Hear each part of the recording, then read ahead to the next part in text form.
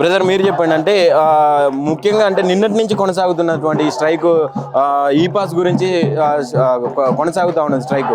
ఏం చెప్తా ఉన్నారు? గవర్నమెంట్ ఎలాంటి చర్యలు తీసుకుంటా ఉన్నది మీ మీద?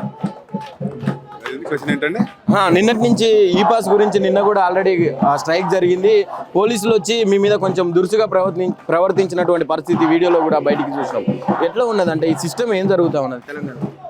ఇక మీరు చూసుకున్నట్లయితే గత 3 ఏళ్లుగా ఇక్కడ జరుగుతున్న తెలంగాణ విద్యార్థులు ఎవరైతే ఉన్నారో వాళ్ళ కోసం యాక్చువల్గా ప్రతి సంవత్సరం ఒక ట్యూషన్ ఫీజు, హాస్టల్ ఫీజు, ఆ తర్వాత మెస్ ఫీజు వచ్చిన తరుణం అనమాట.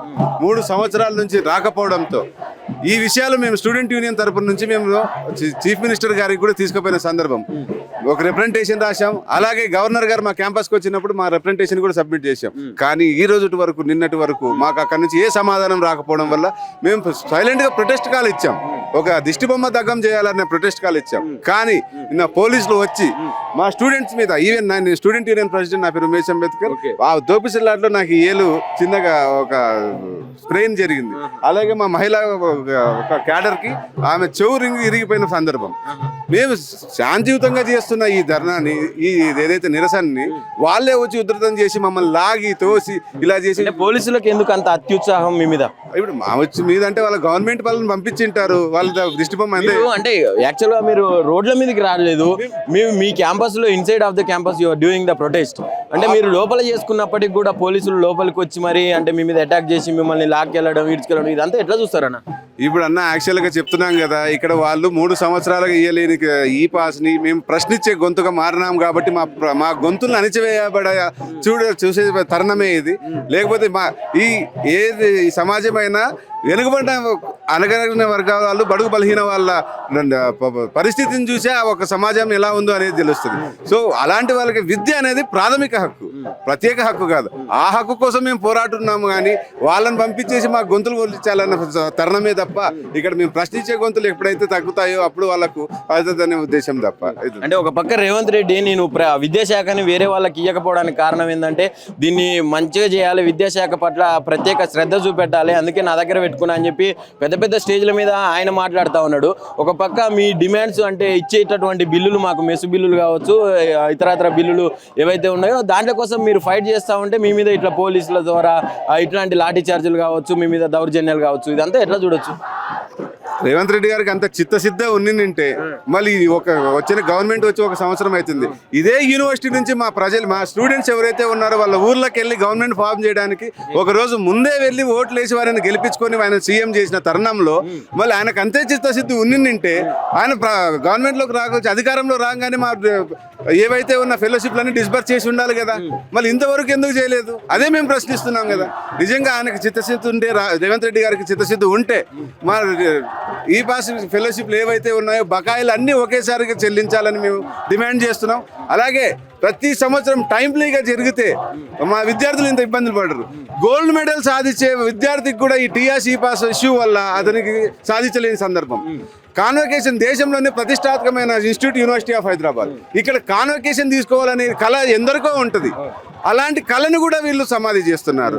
అలాగే MBA MCA లాంటి ప్రొఫెషనల్ కోర్సుల వాళ్ళకి ఇక్కడ క్యాంపస్ ప్లేస్మెంట్లో వచ్చే ఉద్యోగ అవకాశాలు కూడా ఈ టీఎస్ఈ పాస్ వల్ల వాళ్ళకు ఉద్యోగం అవకాశం కోల్పోయే సందర్భాలు ఉన్నాయి. కాబట్టి ఇలాంటి ఓన్లీ విద్యార్థులు ఒకటే కాదు, తల్లిదండ్రులు కూడా. ఎందుకంటే ఏదైతే ఫీజు క్లియర్ చేస్తే డిగ్రీ పట్టా వస్తుంది, మా పిల్లోడు మా అమ్మాయి ఎక్కడో చేరి ఉద్యోగం చేసి మాకు నౌకరు తెచ్చుకొని మాకు మా జీవనాన్ని పోషిస్తారు అనుకొని వాళ్ళు అప్పులు తీసుకొచ్చి వడ్డీ కట్టి ఇంకా వాళ్ళ అప్పుల బాధలో కూరుకుపోతున్నారు తప్ప ఇక్కడ వాళ్ళకి ఏం జరిగేది లేదు. కాబట్టి రేవంత్ రెడ్డి గారికి నిజంగానే చిత్తశుద్ధి ఉంటే ఖచ్చితంగా ఈ 1 వారంలో డిస్బర్స్ చేసేయమని చెప్పండి. మేము ఇంకా అదే ప్రెస్ మీట్లో మళ్ళీ మేము వచ్చి థ్యాంక్ యూ చెప్తాము రేవంత్ రెడ్డి గారికి. అంటే ఒక పక్క బడ్జెట్ లేదని చెప్పి కూడా వార్తలు వినిపిస్తున్నాయి. కానీ మూసి ప్రక్షాళన చేస్తా అంటుండు, హైడ్రా తీసుకొస్తా ఉన్నాడు. వాటన్నిటికీ ఉన్న బడ్జెట్ విద్యార్థుల పట్ల ఎందుకు లేదు? ఇప్పుడు అదే ప్రతి ఇయర్ చేసే బడ్జెట్లో ఎక్కడ ఆగట్లేదు. వాళ్ళు చేసే ఎలక్షన్లకు, ఇప్పుడు ఎమ్మెల్యే చేసే ఎలక్షన్లకు వాళ్ళకి బడ్జెట్ లేకుండా పోలేదు. ప్రతి వాళ్ళకి ఏ పనులు కావాలో వాళ్ళన్నిటికీ బడ్జెట్ ఉంది. మళ్ళీ ఈ విద్యార్థులకి ఎందుకు బడ్జెట్ లేదనేది మా ప్రశ్న కూడా. అది దట్టు ఎస్సీ ఎస్టీ ఓబీసీ వాళ్ళకు. తెలంగాణ దేశంలోనే అగ్రగామిలో ఉంది, అన్ని రంగాల్లో ముందుకు చెందుతుంది, అభివృద్ధి చెందుతుంది అని చెప్తున్న తరుణంలో మళ్ళీ విద్యార్థులను ఎందుకు నెగ్లెక్ట్ చేస్తున్నారు? ఇప్పుడు విద్యార్థులు అయితేనే, విద్యావంతులు ఉంటేనే కదా దేశంలో మన తెలంగాణ కూడా ముందుకెళ్ళేది. సో ఇవన్నిటికి కూడా బడ్జెట్ ఉన్నప్పుడు మా విద్యాశాఖలో అదే మా విద్యార్థులకు ఫెలోషిప్ ఎందుకు లేనది మా ప్రశ్న కూడా. మేము అదే ముక్కుసూటిగా అడుగుతున్నాం. రైట్ బ్రదర్, మీరు చెప్పండి. అంటే ప్రధానంగా విద్యార్థుల కోసం, విద్యార్థులతోని నిరుద్యోగులతోనే ఏర్పడ్డ కాంగ్రెస్ ప్రభుత్వం ఇది. మరి ఈ ప్రభుత్వంలో అంటే విద్యార్థులకు రక్షణ లేకుండా, నిరుద్యోగులకు రక్షణ లేకుండా పోతా ఉన్నది. ఏం చెప్తారు మీరు? అది మీరు చెప్పింది నిజమే. తెలంగాణలో ఇంతకుముందు జరిగిన తెలంగాణ పబ్లిక్ సర్వీస్ కమిషన్ సంబంధించిన అవకతవకలు కానీ, లేకపోతే నిరుద్యోగులకు సంబంధించిన కానీ, రాహుల్ గాంధీ వచ్చి ఆర్టీసీ క్రాస్ రోడ్లో కూర్చొని నిరుద్యోగులకు సపోర్ట్ చేస్తా అని చెప్పి మాట ఇచ్చిన తర్వాత తెలంగాణ గవర్నమెంట్ ఫామ్ చేసిన కాంగ్రెస్ గవర్నమెంట్ 1 year అవుతుంది. 1 year దాటింది ఆల్మోస్ట్. యూనివర్సిటీ ఆఫ్ హైదరాబాదు దేశంలోనే ప్రతిష్టాత్మక యూనివర్సిటీ. ఈ యూనివర్సిటీకి వచ్చే పిల్లలు చాలా ప్రతిభావంతులు. ఇక్కడ వాళ్ళు తెలంగాణ ఖ్యాతిని పెంచుతూ ఉంటారు. అటువంటి విద్యార్థులకు 3 సంవత్సరాల ఫెలోషిప్లు పెండింగ్ ఉంటే ఒక్కసారి కూడా రిలీజ్ చేయలేని పరిస్థితి. ఇప్పుడు ఇక్కడ ఫెలోషిప్ రిలీజ్ అయిపోతే ఏమవుతుంది? యూనివర్సిటీ ఆఫ్ హైదరాబాద్ కట్టాల్సిన అడ్మిషన్ ఫీజు కానీ, మెస్ ఫీజు కానీ అవి క్లియర్ కావు. క్లియర్ కాకపోతే డిగ్రీ రాదు. డిగ్రీ రాకపోతే ఉద్యోగం రాదు. మరి ఉద్యోగం రావాలంటే తల్లిదండ్రులు ఇంటి దగ్గర పోయి అప్పులు చేయాలి. అప్పులు చేసి మళ్ళీ వీళ్ళు డిగ్రీలు తీసుకొని ఉద్యోగాలు చేయాలి. వాళ్ళు అక్కడ తల్లిదండ్రులు అప్పులు పోవాలి, ఇక్కడ స్టూడెంట్స్ మానసిక ఆందోళనకు ఉంచాలి. ఇవన్నిటికీ కూడా కాంగ్రెస్ ప్రభుత్వం బాధ్యత వహించాల్సిందే. కంపల్సరీగా ఈ పెండింగ్ ఫెలోషిప్స్ మొత్తం రిలీజ్ చేయాల్సిందే. Time to time university of హైదరాబాదే కాదు, ప్రతి సెంట్రల్ యూనివర్సిటీలో తెలంగాణ నుంచి వెళ్ళిన ప్రతి విద్యార్థికి కూడా ఫెలోషిప్లు టైం టు టైం ఇవ్వాలి. అక్కడున్న ప్రొఫెషనల్ కోర్సులకి ఎంత ఫీజు ఉంటే అంత ఫీజు కూడా మాఫీ చేసే విధంగా ఫీజులు మొత్తం పెంచాలి. అటువంటి చేస్తే కదా తెలంగాణ ఖ్యాతి పెరిగేది.